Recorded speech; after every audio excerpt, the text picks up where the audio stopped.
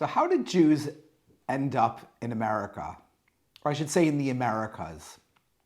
Well, the answer to that depends on the question you're asking. It depends on when, which part of the Americas, and to be honest, what you mean when you say Jews. The story of how Jews end up in the Americas is closely connected with the story of how Jews end up in Western Europe, which is something that we previously have spoken about, and how Jews end up in places in these various port cities in Western Europe in the 16th and 17th centuries, in places like Amsterdam and London and Bordeaux and Livorno. And it's going to be through those ports, right, through those conduits, the Jews are going to end up in the Western Hemisphere as well, right? As those places expand into the West, there will be some Jews, right, that will go along also, right, usually in the wake of those new colonies, right, being established, right, new communities being set up, right, in the decades afterwards, right, Jews will also, along with lots of other kinds of peoples, will end up living in those places and establishing Jewish communities. And so one of the things that will be important to understand those communities is understanding the relationship between mother communities, right, and the metropole, right, and the communities that are established in the colonies, and kind of the relationship between those communities to each other, right, seeing them in a sense almost as satellites in some instances to those mother congregations, and in other ways, kind of independent, unrelated communities. What we'll find is that you will even sometimes have an intentional campaign, right, for people to end up living in those places, right? Sometimes it'll be, something quite personal. It might be a family, right? So it might be someone who has some kind of business in London, and their nephew will go to New York to set up a branch of the family business, and so they'll kind of be a kind of very personal reason that they end up going there, kind of really connected to the place that they're coming from. And sometimes people kind of really go there independently, kind of new opportunities, seek your fortune, find a new path. In fact, sometimes the communities back, what we might call, in the old world, will actually dispatch people to these new communities, what they call the despachos. And there'll be funds in the various Spanish and Portuguese Jewish communities that will try to process poverty within the community. So we know there's lots of institutions within the community that deal with poverty, various sub-charities and things like that. One of the things that there are funds for when poor people arrive in the community. And so one thing will be that if you have poor people arrive, you write a fund to kind of give them some support, but oftentimes it will also be to give them a ticket to go to the next place. And so one of the things you'll find is that there will also be kind of sending them to the new world, right? The sense that, there's a saturation of poor people, in this pre-modern time. It'll be difficult for communities, obviously, to kind of support, it's kind of local poor community. They can't necessarily support a growing poor population. And so one of the solutions, as you find really in kind of these continental capitals themselves, right, will be to say, I got a great idea, go to the New World, right? There'll be opportunities, you can go there, try and seek your fortunes, and see, what, try your luck in a new place. And so we'll see that will kind of have reflections or kind of examples of that will be followed within the Jewish communities too.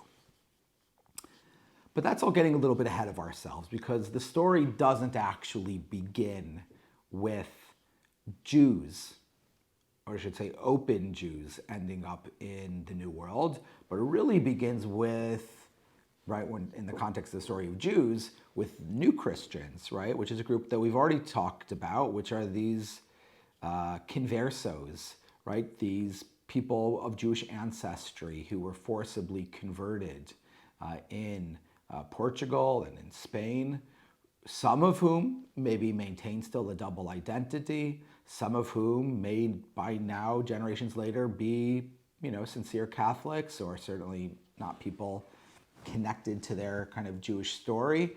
But because of racial laws in those places, they'll always be separated out, right? So there'll be a distinction between old Christians and new Christians, even if your family has been Christian now for generations. And that you will find that kind of this population of Christian people, or of new Christians, conversos, crypto Jews, right? Depending on the term that you use, depending on the person that you're talking about, right? That in the same way that we just mentioned, later in time, right, in the 17th century, where you'll find Jewish people following the Dutch and the British into their colonies, you find that also within Spain and Portugal in the 16th century, as they establish colonies in the New World, right, you'll also find new Christians that will go to. Many of them are merchants, right, and so they're going to be seeking opportunities, right, trade in these new colonies, right, with the riches that are found there, right, and the wealth that's going to be discovered there. And so you'll start to have communities of new Christians in these places.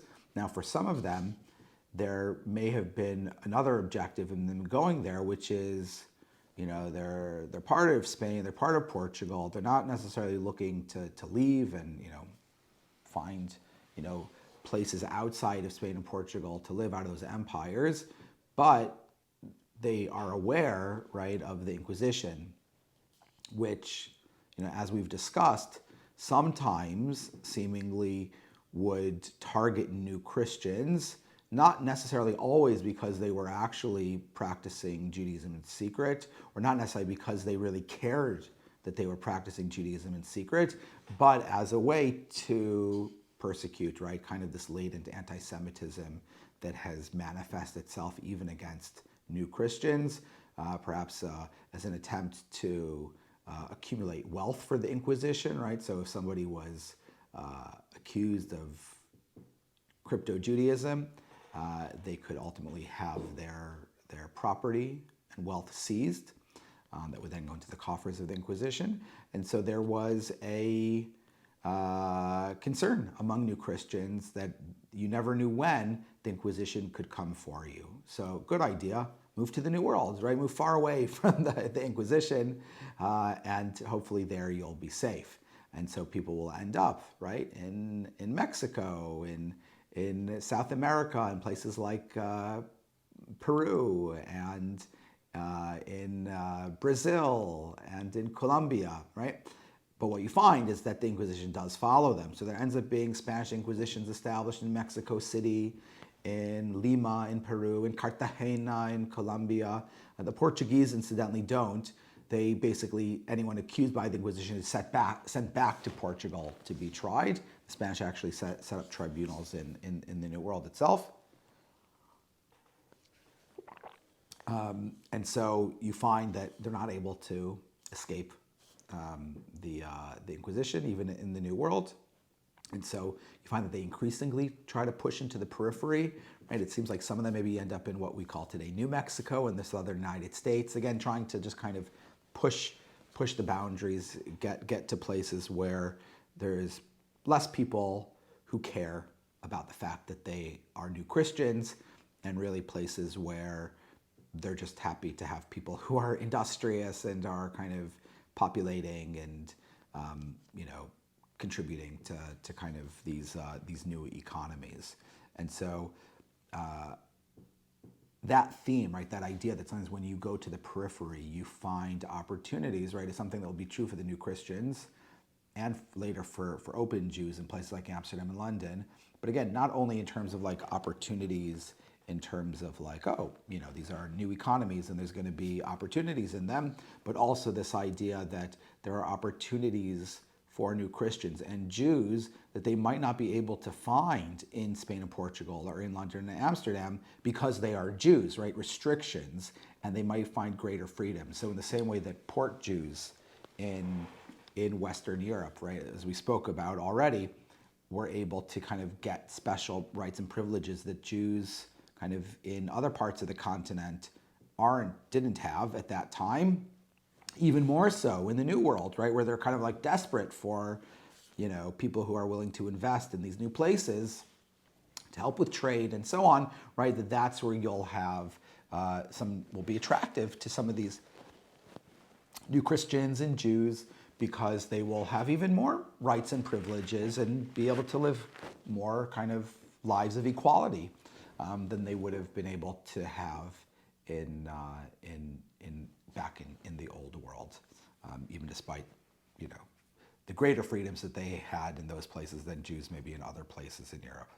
And so what I'd like to talk about is kind of the story, right? Where do they end up going? What is it like there? And these are obviously important things for us to speak about.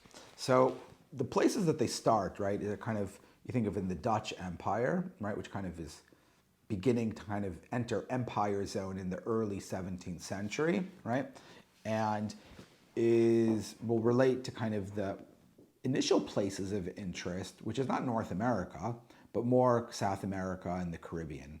So the first place where you have an open Jewish community in the New World is going to be in Brazil, in a city called Recife.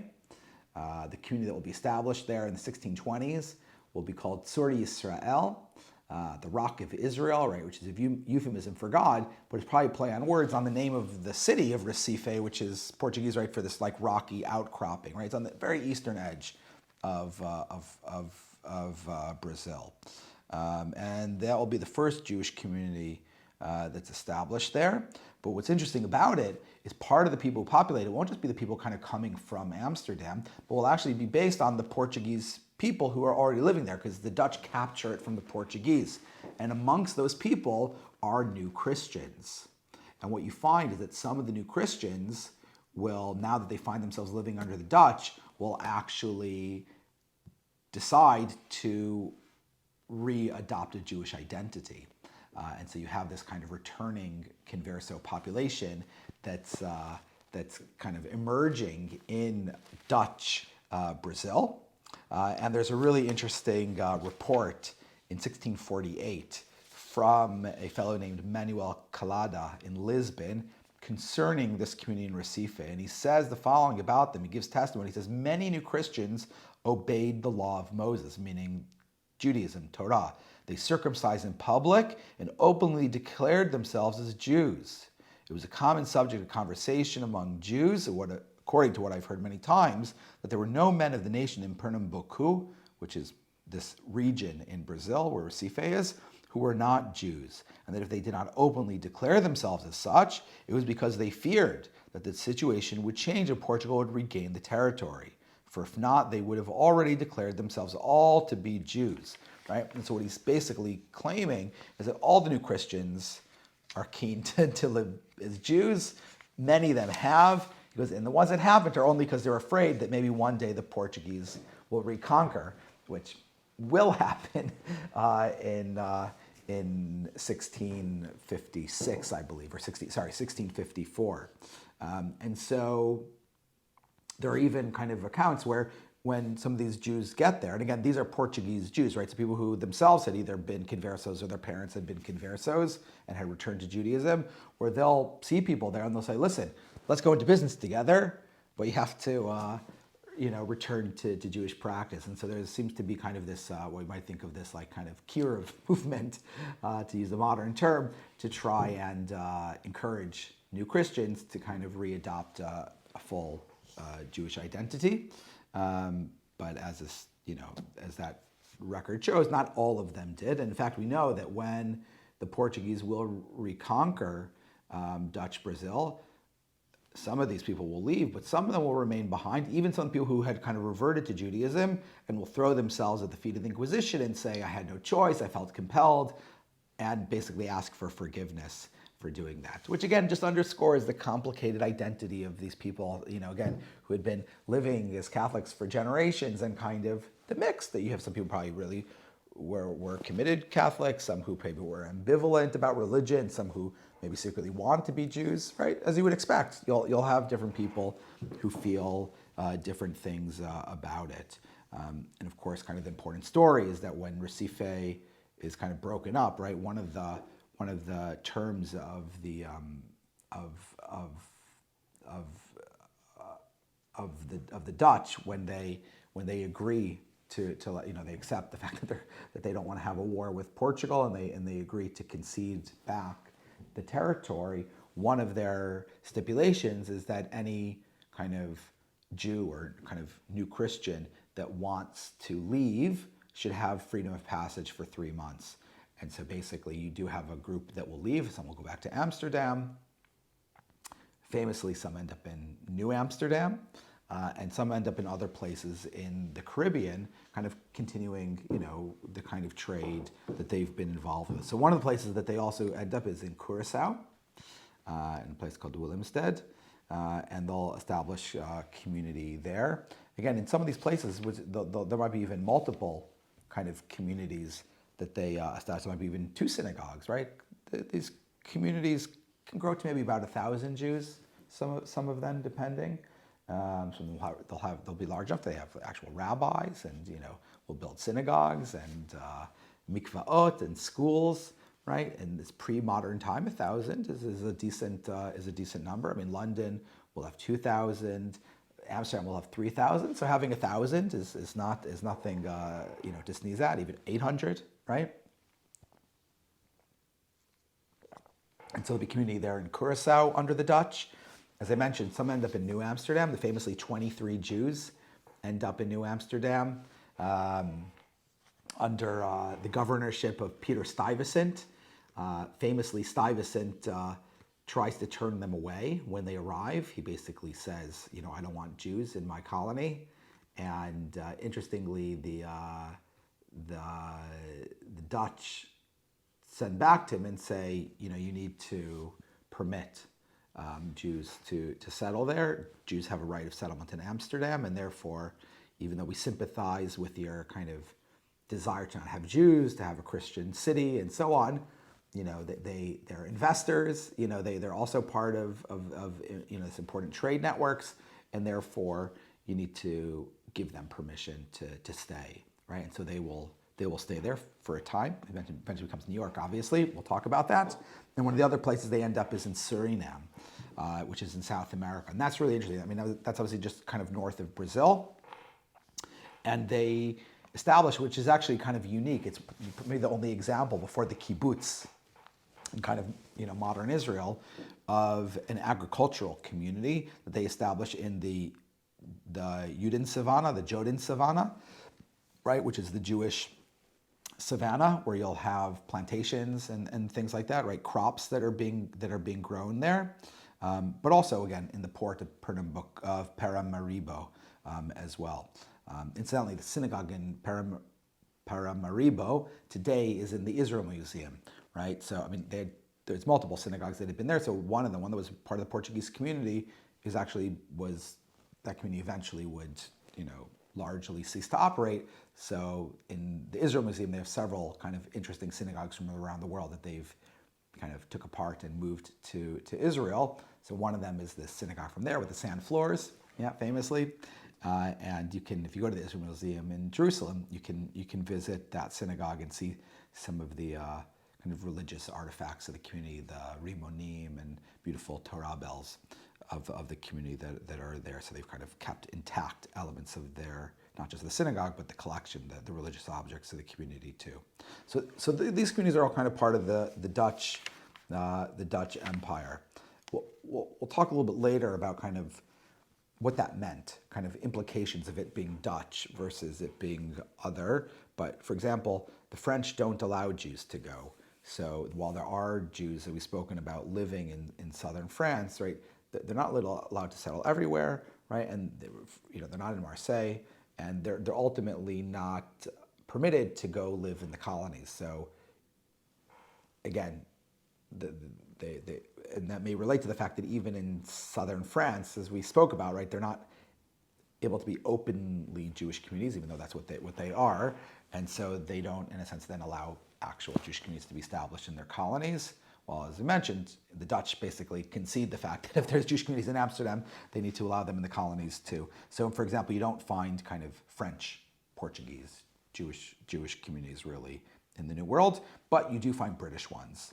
So again, at the very beginning, at the outset, they're essentially going to be in the Caribbean, but then eventually in North America too. So the Caribbean, kind of the two most famous are Barbados and Jamaica. So in Barbados, they're in Bridgetown and Spacetown, which is kind of just there, kind of just what was next door.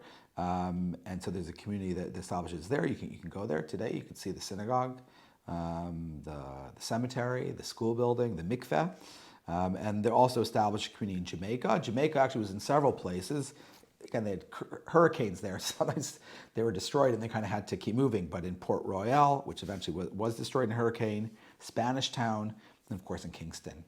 You can still visit the synagogue in Kingston too. In a future class, we're going to talk about kind of the religion and culture of Portuguese Jews. We'll actually look at the architecture and kind of the aesthetic of some of these communities, because that'll be kind of interesting to kind of understand them a little bit more in terms of kind of their religious and cultural world. So we'll look more at some of those synagogues. I'm just kind of mentioning them now. So that will be the heyday of the Western Sephardi diaspora in the New World, in the 17th, even kind of at the beginning of the 18th century. But as you move forward, there'll be those shifts that will take place as new communities are kind of really established or kind of take off in North America. And really into the 18th century, the largest communities will remain in the Caribbean, but you'll have more and more communities that are established in North America. So let's talk a little bit about them, kind of understand them a little bit more, and then we'll be able to kind of sit back and reflect on some of the broader issues or kind of themes around some of these communities. So mentioned how in 1654, Brazil falls from the Dutch to the Portuguese, and the famous story that 23 Jews, many of them obviously other Jews, go back to Amsterdam, but 23 Jews end up in New Amsterdam. When they first get there, Peter Stuyvesant is not very happy. He's the governor. He writes back to the Dutch authorities saying, I don't want Jews in my colony. They write back and they say, we sympathize with you, but sorry, too bad. You're gonna have to live with them. They're part of, life in Amsterdam. They, are part of, trade, and they therefore also need to be given the rights of residence in our colonies, which include New Amsterdam. They're there for a few years. 10 years later, the British make a deal with the Dutch. The Dutch will take Suriname. The British will take New Amsterdam and will rename it New York. Most of those Jews actually leave, but eventually other Jews will come. This time, Portuguese Jews not coming via Amsterdam, via London. And the community will kind of, at the end of the 18th century, at the end of the 17th century, begin to grow again. Eventually, 1730, they'll build their first synagogue, the Mill Street Synagogue. And so that's kind of the origins of the community in New York. But there'll also be communities in Newport, Rhode Island. Newport, Rhode Island is famous because in 1763, they built a synagogue, which becomes known as the Touro Synagogue, which is still standing. It's the oldest standing synagogue in North America. That was an important trading town. But there's also communities in southern parts of North America too. Famously ends up being in Savannah. And that's important because there's also a community in Charlestown. But Savannah is really interesting because Savannah was established as essentially a buffer between Spanish-controlled Florida and Charlestown, which was like a really important town in British colonial America. And in order to kind of act as a buffer to kind of protect Charlestown from the Spanish, they also established a community in Savannah, James Oglethorpe, and they're looking for people to settle there. And there's actually a group which is sent from Bevis Marks in London, mostly Sephardi Jews, a couple Ashkenazi Jews too. And what's interesting is it seems like Oglethorpe and the people in Savannah were a bit surprised. They weren't expecting a group of Jews to show up, but they were allowed to settle there, and they become part, of that community. It's interesting in a few respects. One, because Jews didn't tend to be kind of the early pioneers of places, right? They're not part of the majority. They're not, settlers in that way. Usually once a place is well established, a few decades later, and it's growing, it's been prosperous, so then, some Jewish people will go there kind of seeking opportunity, in a place that's kind of safe and secure, and, where they can kind of, as many other kind of minority trading groups, kind of go to a place and kind of contribute to the growth of these places. Savannah, they actually got there a bit early. But what's interesting about them, as I mentioned, that it's been a buffer with the Spanish. So there's eventually a bit of conflict where there's concerns that Spain is going to try to attack and to capture it. And the Sephardi Jews, the Ashkenazi Jews stay, but the Sephardi Jews actually flee north to Charlestown, maybe even up to Philadelphia, because of course they're concerned that if the Spanish conquer it, well, as Portuguese Jews, former New Christians, right, they would be liable to be brought before the Inquisition for being relapsed Jews. Ashkenazim don't have that issue because they've always been Jews, right? In the class about the Inquisition, we spoke about kind of the distinction between those two things. So they basically are afraid the Inquisition will have followed them into the New World, and so they flee north. It doesn't ultimately happen, and the community does kind of reconstitute itself. But there'll be Jews who end up in Philadelphia, which will be important during the American Revolution because the Jews in New York will leave when it's conquered many of them will leave when it's conquered by the British. They'll end up in Philadelphia, which is important, kind of becomes the capital during the Revolutionary era. Ends up in Montreal, which has a Spanish and Portuguese community. So these are all kind of lots of different communities that are established, and so really kind of across the Atlantic, all along this eastern seaboard into the Caribbean, even to the South America, there are open Jewish communities that are there. So kind of that having been the groundwork for, kind of laying the groundwork of all these communities, I just want to talk a bit about kind of some important topics or subjects related to these communities that will be important kind of to understand, who they were, how they functioned, how they fit into the larger Spanish and Portuguese Jewish diaspora.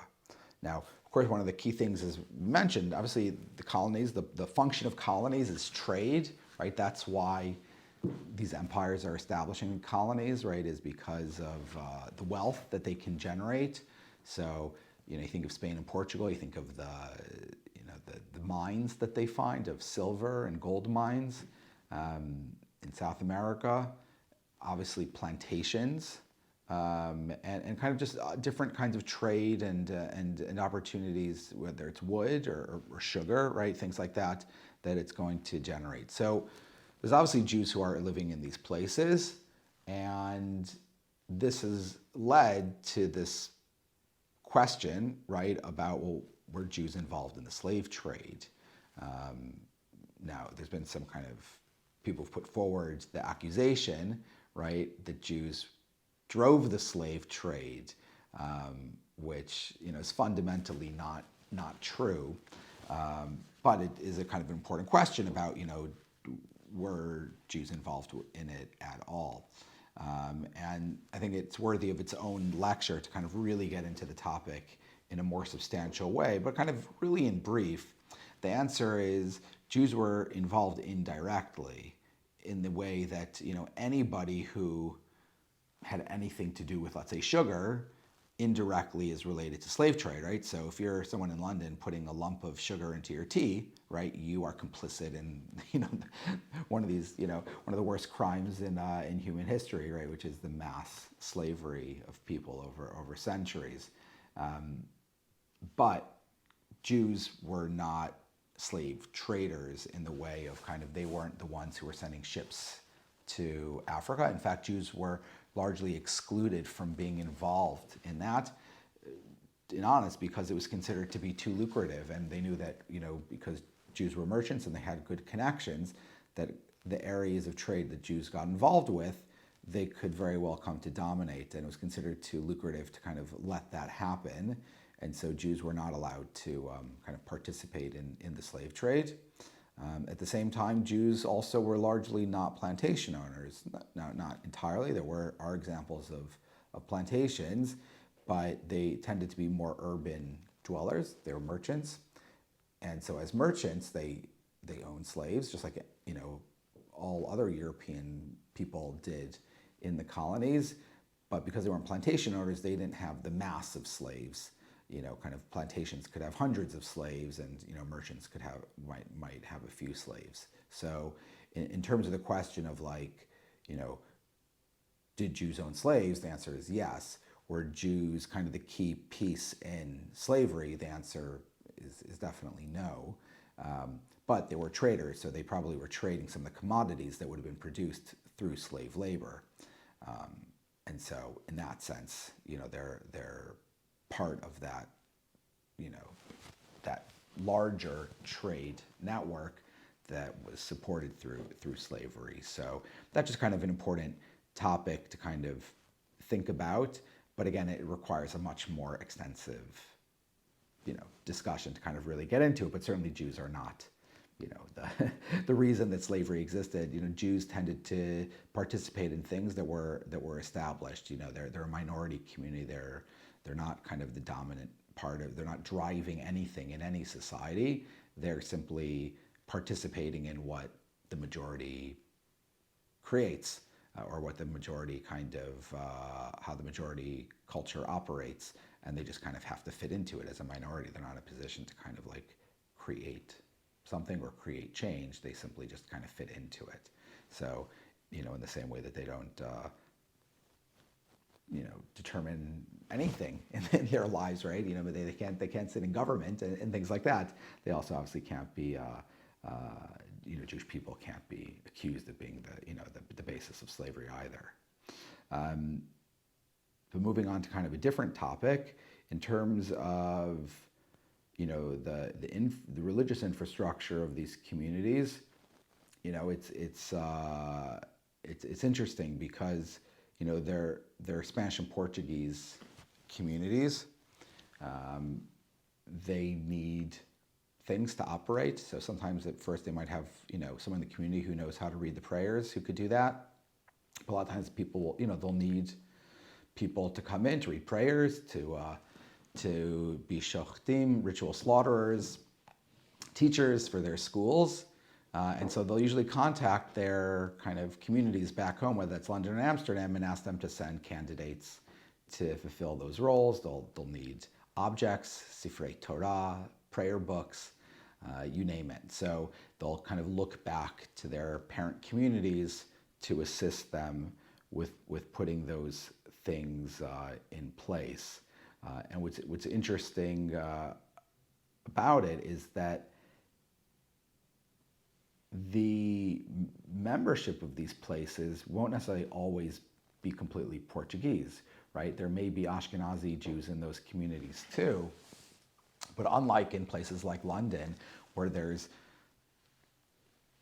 large numbers of Jews, and therefore you can establish multiple congregations, the population sizes are too small in the colonies. And so as a result, basically everyone's the member of the same congregation. But what's interesting is those congregations are invariably always Spanish and Portuguese. So it's almost like the minhag of the Americas is Western Sephardi. And so if you're an Ashkenazi Jew that ends up there, you essentially, in a sense, become Western Sephardi. And you see that play itself out if you read history books about the Jews of London or the Jews of kind of colonial America, that some of the same family names, when you read about American Jewish history, are kind of characterized as being these Spanish and Portuguese Jews. But when you read the history of Jews in London, they're Ashkenazi Jews. So, for example, the Hart family, is part of She'erit Yisrael in New York, and therefore is kind of be thought of as Sephardi, but in London, they're part of the Great Synagogue. So it's this kind of interesting dynamic. And what's interesting is that you find that there's a bit of tension around this. So, for example, when She'erit Yisrael in New York decides to build a synagogue, So they contact some of the larger communities that are in the Caribbean, so like Jamaica, and they'll ask them for financial support to build a synagogue. And they write back to them and they say, we're happy to help if you include in your bylaws a restriction on Ashkenazi Jews being able to, be in your Mahamad, to kind of be the ones in charge of the community. And they seem to just ignore it because, even by 1730, even the majority of the Jews in New York are Ashkenazi, even though it's a Spanish and Portuguese synagogue. And in fact, they're committed to maintaining a Spanish and Portuguese congregation, and the community's not going to kind of distinguish between people's kind of ethnic, ethno-religious background in that way. And so it's kind of interesting, kind of the way that it has to play out based on numbers. And, even in London, when the community was first established in the 1650s, until 1690, there was only the Spanish and Portuguese on Church Lane. It's only by 1690 they have enough Ashkenazi Jews that they're able to establish a separate Ashkenazi synagogue on Duke's Place. But prior to that, if you were Ashkenazi, you remember the Spanish Portuguese, and even when the synagogue is first established on Duke's Place, those first members, many of them maintained dual membership because, well, they'd been in the community, Spanish Portuguese, already for a couple decades. And so it's kind of interesting the way that, necessity, requires that in the smaller communities, they have to be able to have both peoples, but of course they have to choose what traditions to follow, and that is Western Sephardi. So these communities in the New World are Western Sephardi congregations, despite the exact, historic identity of some of the Jewish people who are there. But what's interesting is that the people in the New World are find opportunity. In the same way that we mentioned that these port Jews who end up in these port towns in Europe have more rights than the Jews in the interior of the continent, because they want these traders to settle there, and they realize they have to kind of give them rights and privileges to attract them. So the same thing happens in the colonies, where they often have even more rights than they have back at home. And so the Jews in British American communities may have more rights than Jews even do in London, and same thing in kind of Dutch possessions too, again, to make it even more attractive for people to go there. So there certainly is this kind of opportunity of progress that people will face. And again, for Jews in the minority community, that's obviously something which is attractive, a place where they can go and not only live freely, not only participate in trade, but kind of be more involved in the life of the places that they go to, is something that's kind of unheard of in Jewish history till that time. And so that's obviously something which is going to be significant for them in terms of the ability for them to progress.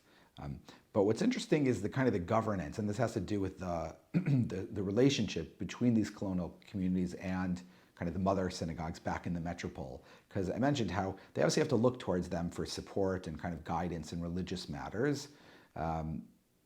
But governance is a slightly different question.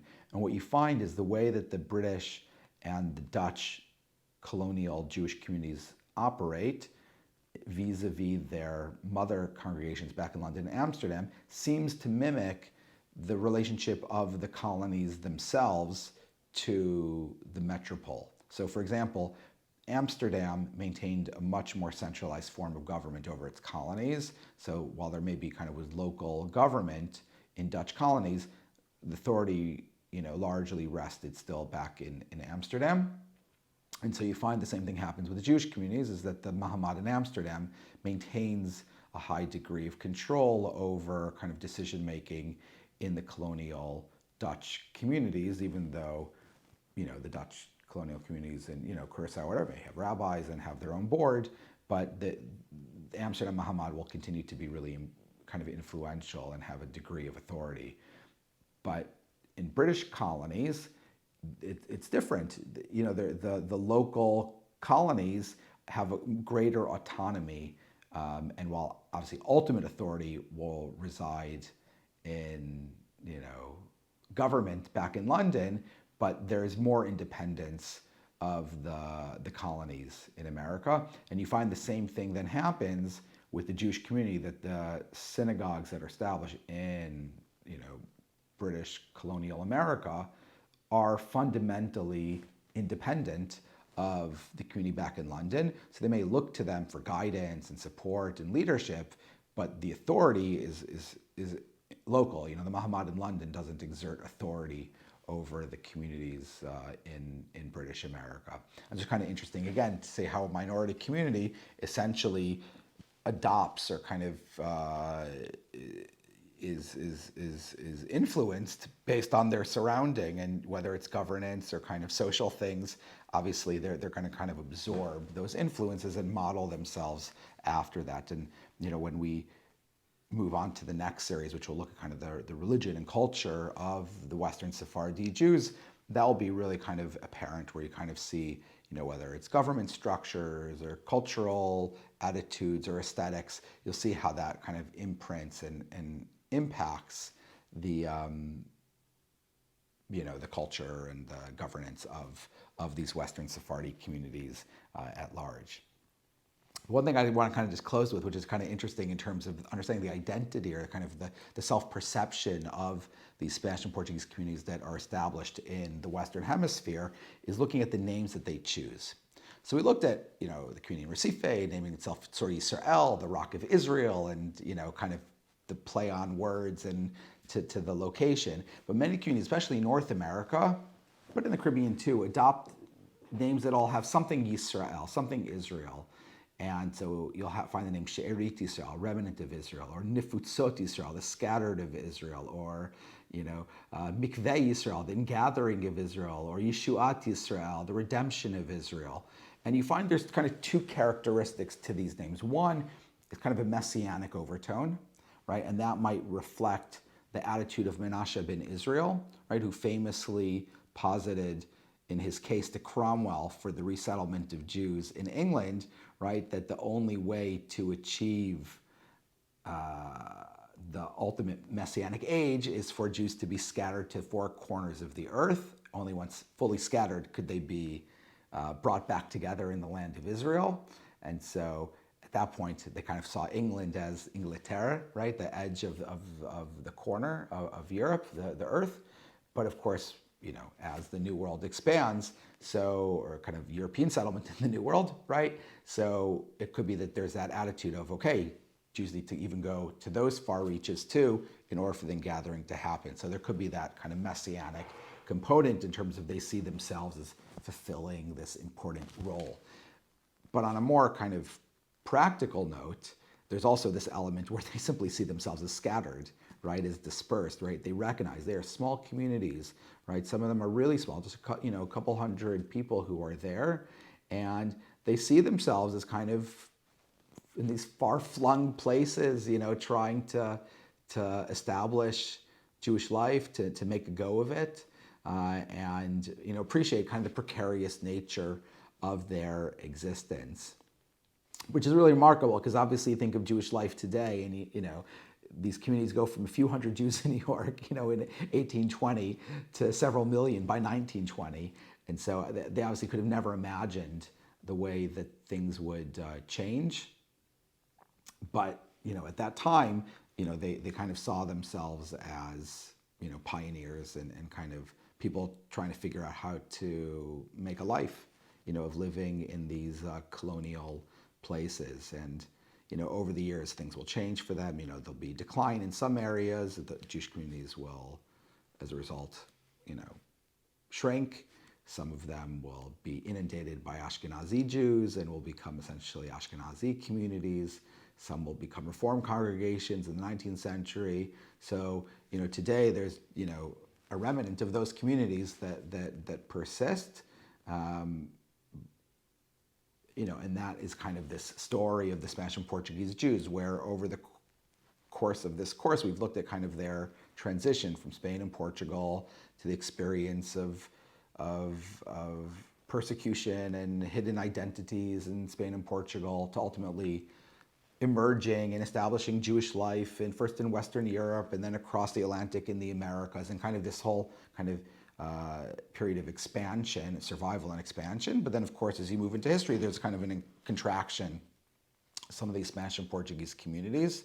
Not entirely. In some places where you have big influx of Jews, those early communities continue, right? Like Bevis Marks in London or Sherry de Stella in New York, where there's lots of other Jews. So kind of from the perspective of contemporary life, the original communities are more difficult to notice, but they're still there, right? They're still carrying on, and that's something quite remarkable that throughout the centuries these communities have persisted. But of course, there's also been decline as well as some of the other communities no longer exist. And this whole course has been kind of looking at the sweep of history. We haven't spoken so much about the community today, which is maybe worthy for a different lecture sometime.